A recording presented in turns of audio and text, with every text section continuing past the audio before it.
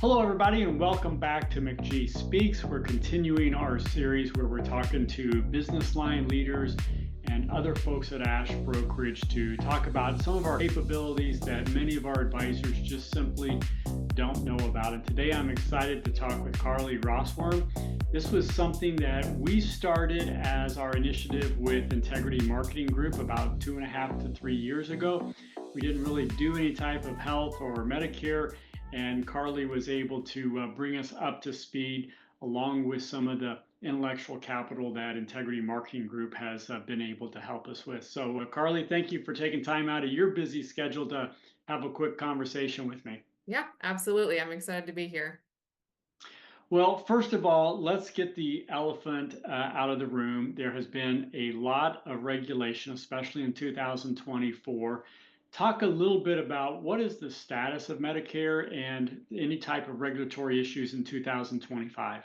Yeah, absolutely. So probably the biggest change that we saw was kind of the last phase of the Inflation Reduction Act. So with the Inflation Reduction Act, we have a new $2,000 cap on Part D costs for clients. So if I'm a client that's on Medicare, I now know that this year the most I'm going to spend out of pocket is $2,000 for prescription copays. And that's prescriptions that are listed on the formulary and that I get at a pharmacy, not that I get at a doctor's office. So it's really good for clients who are taking expensive medications because now they know that their worst case scenario is $2,000. But it's been a real big update for these carriers to kind of take on more risk in their out-of-pocket exposures, you could say, in controlling costs and how they've had to change their formularies and kind of reacting to that legislative update. What should advisors be doing with that change? Is that something that wait until the open enrollment period? Absolutely. So what I would say is watch your plan changes every year. So every year on October 1st, anyone who's on a Medicare Part D plan, you get that annual notice of changes that talks about how the premium is changing, formulary changes, deductible changes, co-insurance changes. And I think that last year, that's why we saw so many people shopping their Part D plans because these companies had to kind of change the structures of their plan benefits to stay competitive. And so we had a lot of people shopping that Part D component. So what I would say is in the fall, from October 15th until December 7th, that's your annual enrollment period where you can make changes to your existing Part D plan. So from a planning perspective, even if your prescriptions haven't changed, your plan benefits change every calendar year. So be aware of that, read your mail, open it, see how your plan is changing, and most certainly partner with someone who can quote all the different options for you. Yeah, and you mentioned about some of the changes, and I think that it was a record-breaking year for Integrity Marketing Group.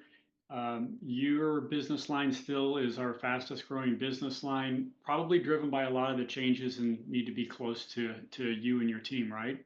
Yeah, absolutely. I mean, it's not only the legislative updates, it's just also kind of the landscape of Medicare and how many people are turning 65 every day, that we have this huge influx of people joining the federal program and then also, changes to the actual plan structures themselves. And so there's a lot of moving parts to it, and so many people just need that partner to kind of come in and hold their hand through the process of, if I'm on Medicare, should I change my plan? And then if I'm not on Medicare yet, should I even go on Medicare or delay it if I'm still working?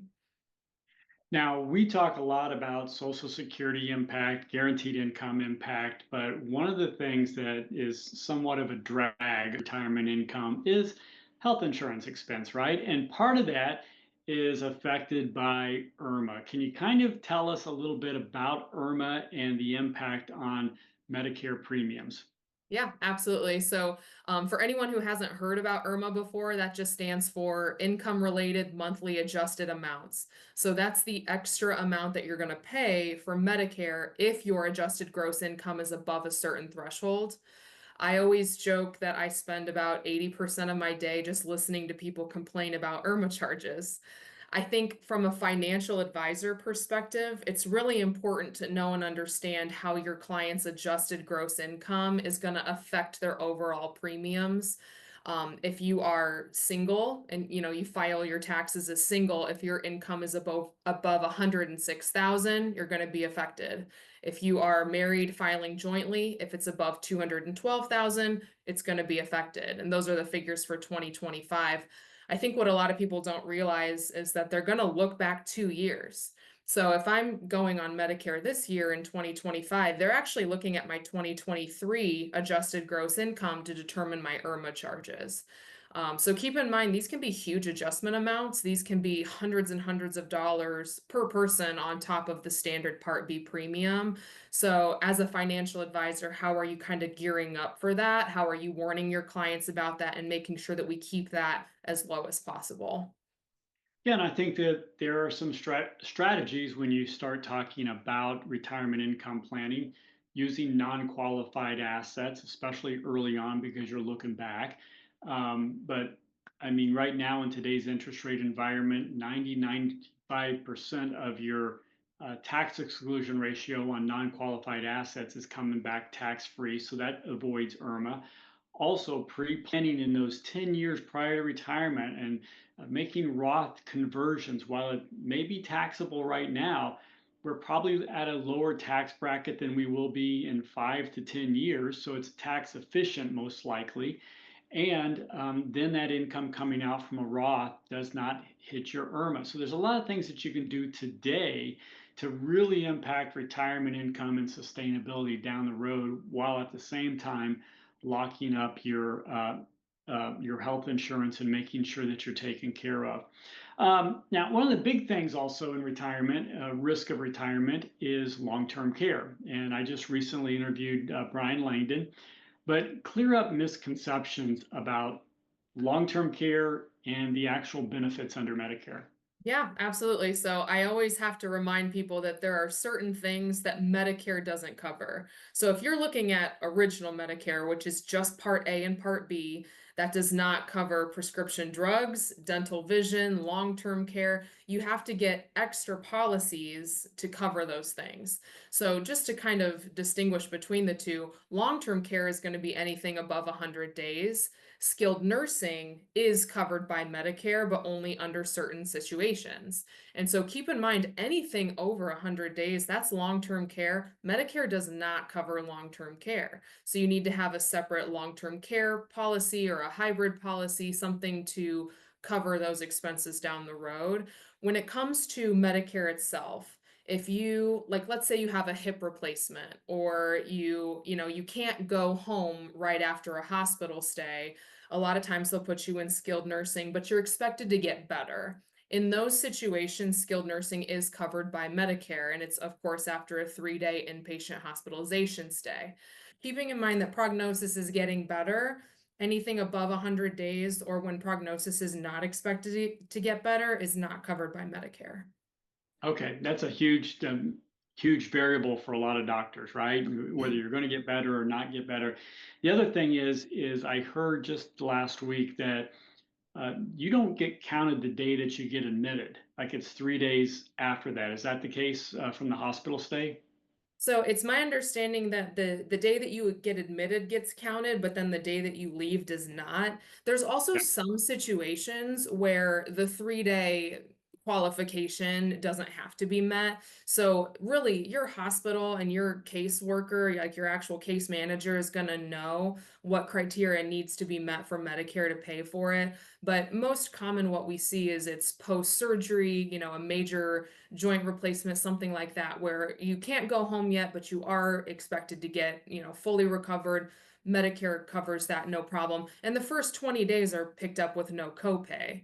So it's important to remember that. But yeah, I mean, there's a lot of moving parts to it. And for Medicare to cover it, case managers know exactly what qualifications have to be met. Okay, very good. I know that that's always a part of confusion when I'm out talking with folks. Um, like I said earlier, you've had some great growth. We can work with advisors a variety of different ways. Talk about how most people work and choose to work with Ash Brokerage. Absolutely. So we work with financial advisors, and their main focus, rightfully so, is not Medicare. So you've got advisors that are concerned about assets under management, investment. Maybe they do a little bit of life or annuity or what have you, but Medicare is usually never the focus of our average financial advisor. And I always say that that's probably for the best. It's not a good idea to dabble in Medicare because Medicare is so complex. There's a lot of certification training, there's a lot of moving pieces to it. So what's really nice about our program is you can refer your clients to us and we will walk them through the entire process. We'll handle the proposal, the quoting, the enrollment, all of the servicing work. So it's really a white glove concierge service where we will help your clients navigate the entire Medicare process. And what's nice too is that as an advisor, you can be as hands-on or hands-off as you'd like. We've got some advisors that sit in on our appointments, and we love that. We think it makes it a very warm transition if you want to be involved in those calls. Or we've got other advisors that take a more hands-off approach and then just say, hey, we've partnered with Ash Brokerage and their Medicare Solutions team. And then, like I said, we walk it from start to finish and we handle all the servicing work as well. If you are someone who receives commission and you're life and health licensed, we even pay a referral commission on the policy if we write their supplement or their advantage plan. Awesome. How long does it take your team to complete an application? I mean, meeting with the client, how many hours is involved there? Yeah, absolutely. I would say that it's usually 2 meetings, sometimes 3 meetings. That first meeting is just an hour long saying, okay, when are we turning 65? Do you have access to an employer plan? What prescriptions are you taking? Where are you located? Kind of a planning meeting of what should we do at 65? Should you go on full Medicare or stay on an employer plan? The second meeting is usually once you've received your red, white, and blue Medicare card, then we can actually complete the enrollment. So we'll key everything into the carrier portal, we'll track the status, we'll make sure that you get your ID cards. That way you're all set when the plan goes into effect. So I would say with all of the planning and the presentation, it's probably about 3 or 4 hours for each client because we want to take such a personalized approach to which plan is going to be the best fit for them. Yeah, and reason why I was asking that is I think that from a practice management standpoint, there's two things that I always like to point out. First of all, that's 4 hours of time that most financial planners don't have, to your point. And you can just shift that and not let anybody else in on your client. And all of us have great centers of influence as financial planners, but sometimes we don't get that reciprocal referral back. And so the question is why do you send that to that med sup person, right? The other thing that I think is really super important is the technology behind Ash Brokerage. We have all of these certifications, whereas sometimes when you refer that to somebody down the street, that information is on a server in somebody's closet, as I always say. And that's probably an oversimplification. But there is risk when you're referring to other partners that you have to understand their capabilities, their cybersecurity. And I think dealing with Ash from that perspective is so important.